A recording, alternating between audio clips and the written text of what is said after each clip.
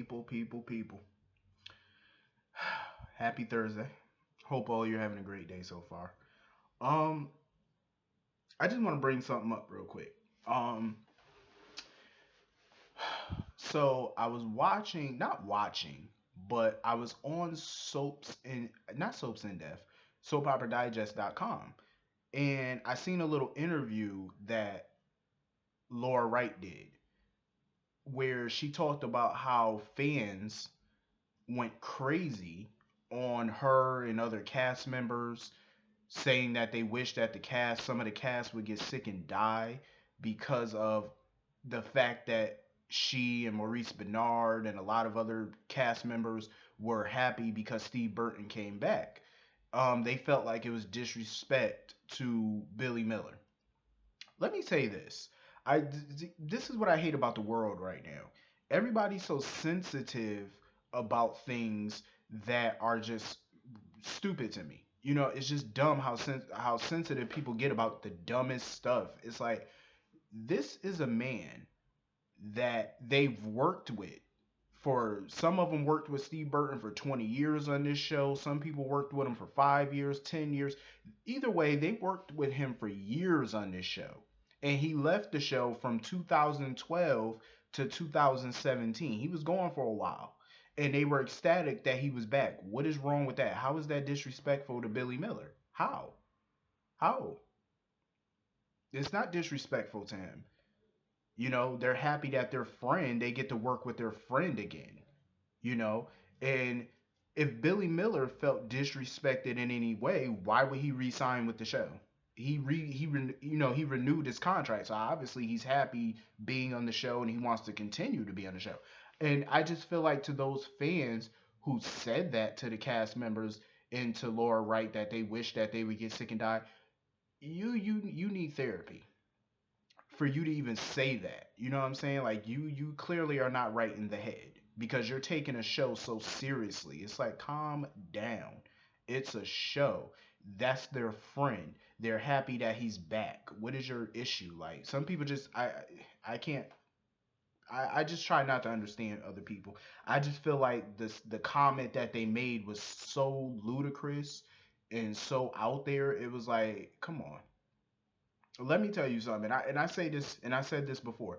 My hat, even though I don't wear hats, it goes off to these actors because you don't know how hard these people work to put on a good show every day. Yeah, I say some of it is boring or whatever sometimes, but it's not their fault. I would never blame the actors. If a show comes off boring, it's not them. You know what I'm saying? I would never blame them. And for me, yeah, I sometimes blame the writers, but I also think how hard it is for a writer to have to write this show 5 days a week. You know what I'm saying? And they don't get no off season. You have to do a soap 5 days out the week every day. They don't get an off season like football or NBA. They don't really, they got to keep going. The actors get vacations, but we still get to see them on TV 5 days a week while they're on vacation because they film 6 weeks in advance. But I think you get what I'm saying. So my hat goes to everybody, man. The writers, the cast, the crew. Because like I said, I couldn't do what these actors do. They come out here, they film probably like 4 or 5 episodes a day. I couldn't do that. And they got to read 80 pages worth of dialogue and memorize it verbatim. I couldn't do no shit like that. I'm sorry, but I can't. So I salute them.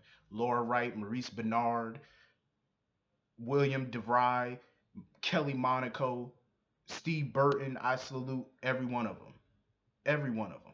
Michelle Stafford, um, M. Ryland. I salute all of them. Dominic Soprano, because I couldn't do what you do every day. So, you know.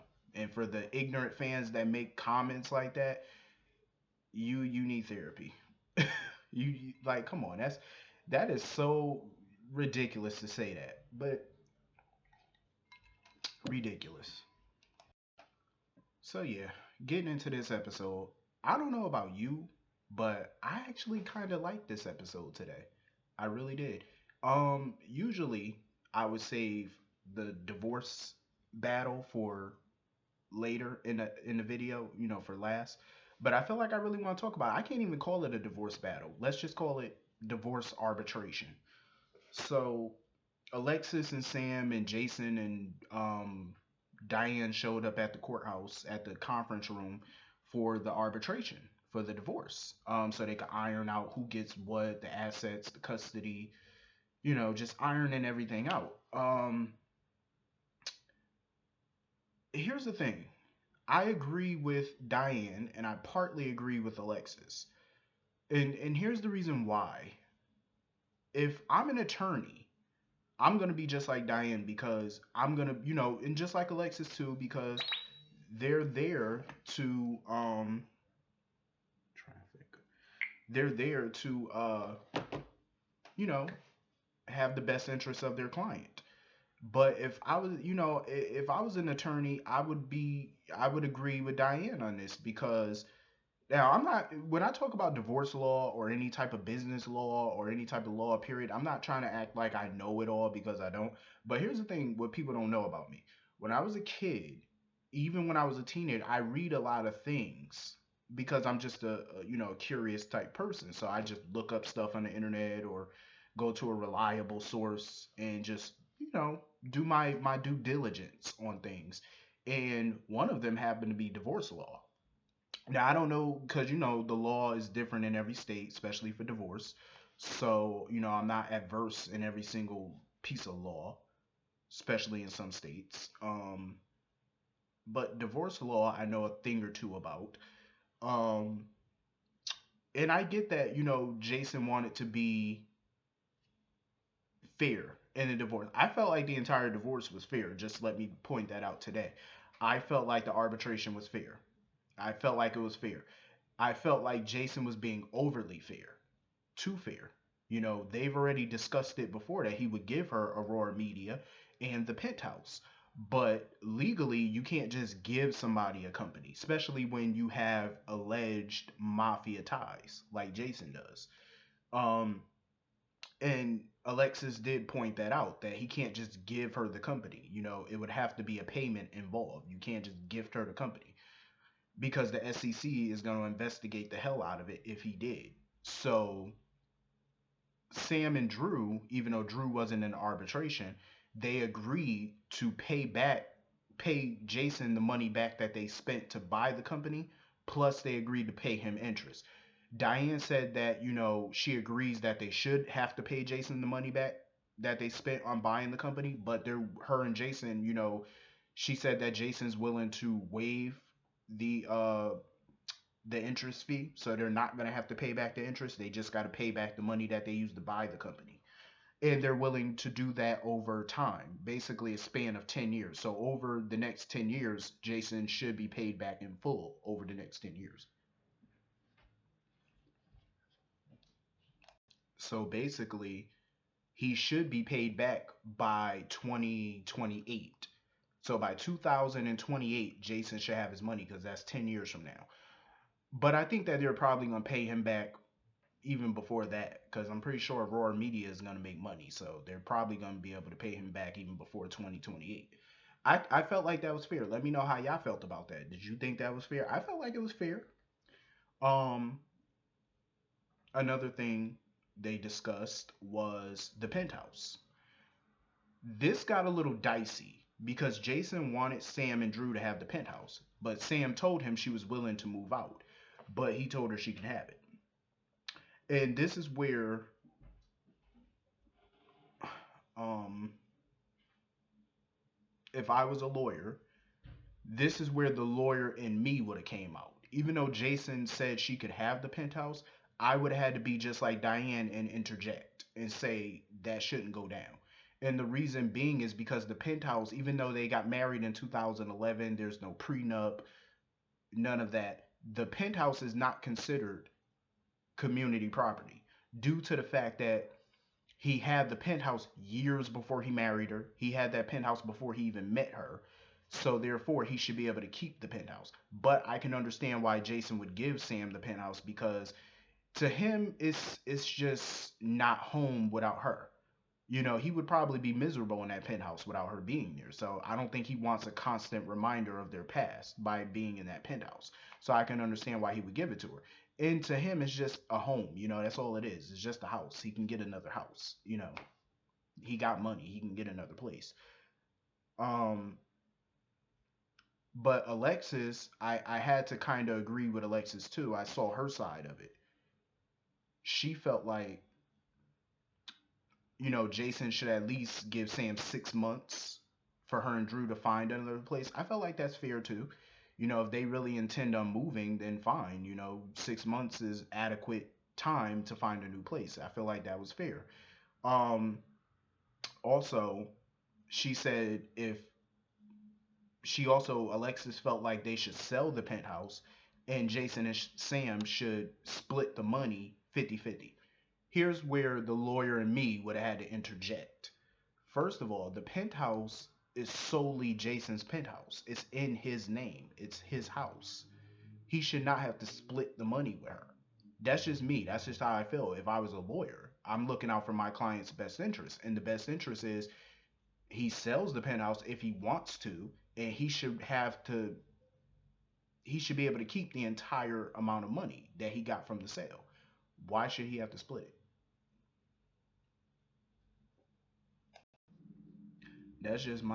That's my thinking on it. Like, why should he have to split money from a penthouse that he solely owns? He's the sole owner of the penthouse. Why should he have to split the money? You know what I mean? Like, I just felt like that wasn't fair. That part I felt like it just was not right. But I feel like he was overly fair in this entire divorce. But what I had to laugh at, and this is what made me laugh, because throughout the entire arbitration, when Diane was talking about money and assets and stuff, because she made it a point to mention that Lila and Edward put up a trust for Jason when he was young. Back in the day, they signed a trust fund for him. And Alan also had a trust fund for Jason. And apparently, in the last 2 years, Sam and Drew spent money from both those trust funds. So they were spending up Jason's money, which we all knew. I just didn't know about those trust funds. But I'm pretty sure I figured Jason did have a trust fund from them though. And Diane felt like it was fair for Sam and Drew to pay the money back to those trusts because it wasn't their legally, it wasn't really their money. Um, Here's the thing. Jason basically told Diane no, they don't have to pay the money back. See, the lawyer in Diane is trying to protect his interests, and I get that. But the kind-hearted person that Jason is, he wanted Sam to have whatever amount of money she wanted. You know what I'm saying? Because he wanted to make sure she was financially comfortable.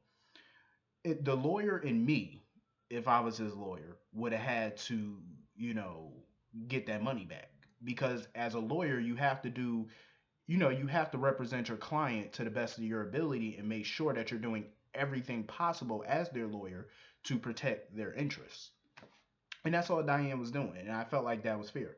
But what made me laugh was she basically called Sam a bum.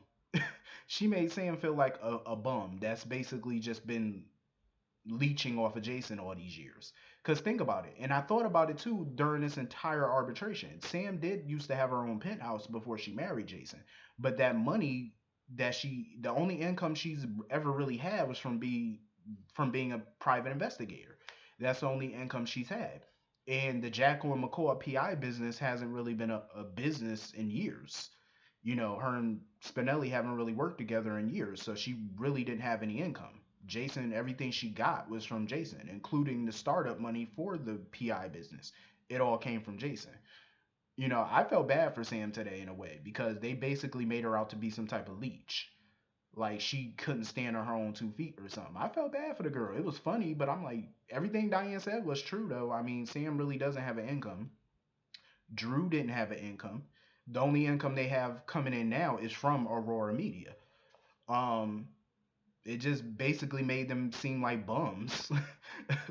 Like, I'm just saying. But now they got to talk about the custody, so I guess we're gonna find out about that tomorrow. The custody issue of Danny. How do y'all all feel about it? Like, do you think the divorce arbitration? Do you think the divorce arbitration was fair? Like, as far as who get what money, who get what assets? Do you all think it was fair? For me, I felt like it was fair. I felt like it was fair. Certain parts I felt were not fair, But a lot of it, I felt like it was fair. Jason just wanted her to be happy and comfortable. And I can't understand. I mean, if I was Sam and Drew, I would want my own place too. I wouldn't want to live in that penthouse because why would Drew want to live in a penthouse that Sam shared with Jason? All their memories are there. Why would, you know what I'm saying? I would want to move. But yeah, let me know what y'all thought about that. So moving on from that, Julian, somebody threw a brick through his window, or whatever. He assumed that it was Sonny that did it. I don't think Sonny did it, cause Sonny doesn't strike me as the type to be that petty. Like he's petty, but throwing a brick through somebody's window, no, I don't think so. That's somebody else doing that. Here's what pissed me off about Sonny today. He basically tried to strong arm Julian into selling Corinthos coffee in his bar. Talking about some, oh, the law states that you have to sell food and coffee. That may be true. Legally, he might have to sell food and coffee, but there's no law that states that he has to sell your coffee. He doesn't have to sell Corinthos coffee. You know what I'm saying? That's like, here's the thing. That's like Macy's. They sell clothes. Macy's sell other people's clothing lines and stuff like that. That's like Kim Kardashian going into Macy's and telling the CEO of Macy's, you have to sell my clothes. First of all, a clothing store, they have to sell clothes legally. They have to. They're required to sell it. But there's no law that states that they have to sell a specific brand. Meaning, Julian legally has to sell coffee, but that doesn't mean he has to sell Corinthos coffee. He could sell Folgers if he wants to. You know what I'm saying? The law can't dictate what brand you have to sell. You just have to sell that product. You don't have to you as a owner, you get to decide which brand of product you want to sell. You know what I'm saying? So what pissed me off was I was like, who the hell does Sonny Corinthos think he is to force somebody to sell his product? Who are you? Like, yeah, he has to sell coffee, but if Julian wants to, he could sell Folgers in a can if he wants. Who the hell do you think you are? He ain't got to sell your brand of coffee. And then you talking about, oh, I want the bill paid in full. See, this is what pisses me off about Sonny. He runs around trying to throw his little weight around, but yet you can't get rid of a bitch like Nell. You think you can bully somebody like Julian, but you can't get rid of Nell though. You can't get rid of Ava. You can't get rid of all these people who cause so much harm in your family, but you want to run around and bully people. Sonny, sit down. If I was Julian, I would have told him to take that coffee and shove it right up his ass. I would strictly sell Folgers if I had to. Who said he got to sell that brand of coffee? Please. Um. So anyway, moving on from that foolishness. Um. Peter August.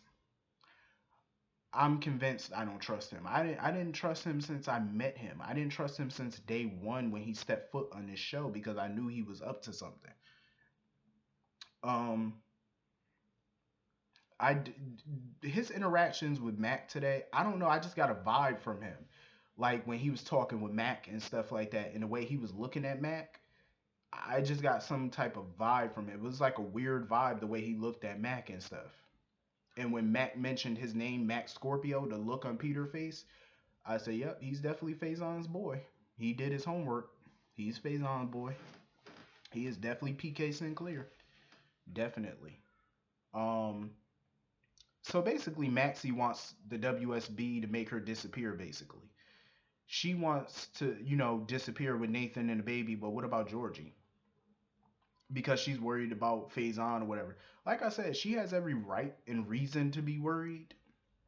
But I agree with Mac. Faison doesn't even know about Nathan. He doesn't even know about the baby. So why do you feel like you're not safe? He doesn't even know about y'all.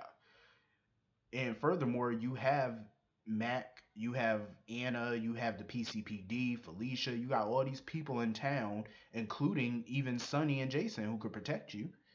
So and they're looking for Faison themselves. So even if Faison does come to Port Charles, he's gonna get got because he got a lot of people looking for him. So he's gonna get got. So I don't know why she's so worried. He doesn't even know about y'all. Um Furthermore,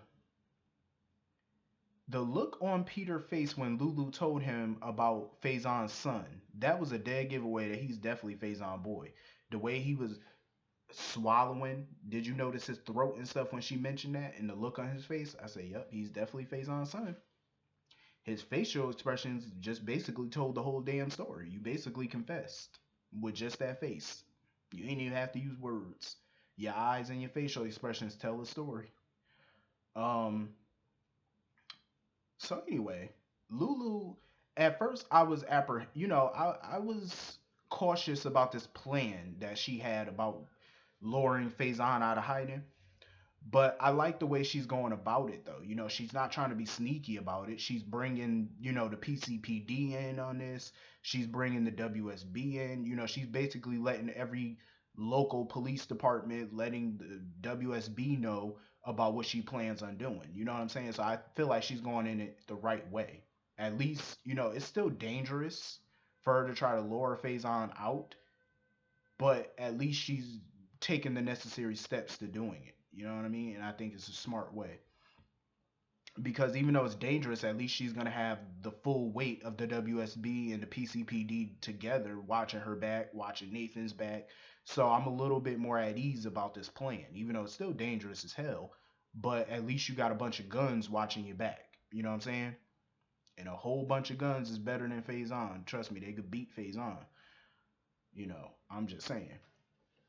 I can understand why Dante was pissed about it, but Dante need to come to grips. Like he needs to understand this is Lulu's new career, and he needs to respect her career because a lot of her assignments are going to be dangerous. As an investigative journalist, that's what it is. You get dangerous assignments. This being one of them. So he needs to come to terms with that. Also, it wasn't like she was trying to go behind his back. She told him he basically knew about it. He just didn't know the details. Now you know the details. And at least she's not trying to hide it. She's upfront about it. I would be pissed if she tried to hide it from me. I would be pissed about that. But she's basically letting you know about it.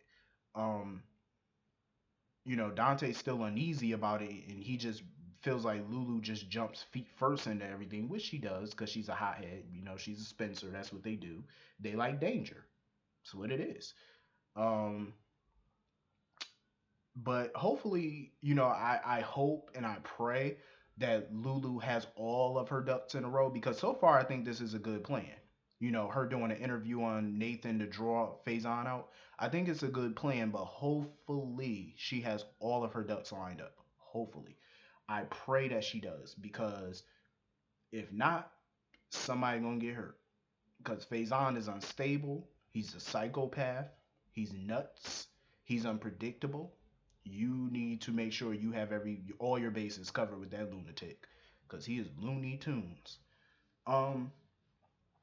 So anyway, Drew still trying to, he got Curtis digging into his past or whatever, trying to find out what his life was like back in the day with high school. So apparently he went to Sawyer, I think, Sawyer High School or something, which is like 15 miles from Port Charles. 10 to 15 miles from Port Charles, and he found a yearbook with his old picture in it, well, which is basically Jason's old face. Um, just basically trying to find out his past.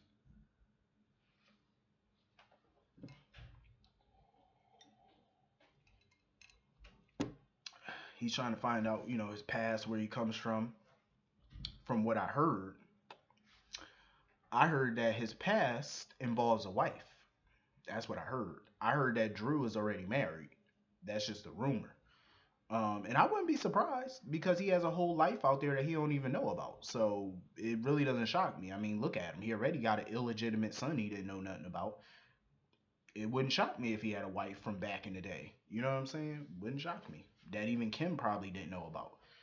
Um, Judging by the spoilers for tomorrow's episode, Kim and Julian.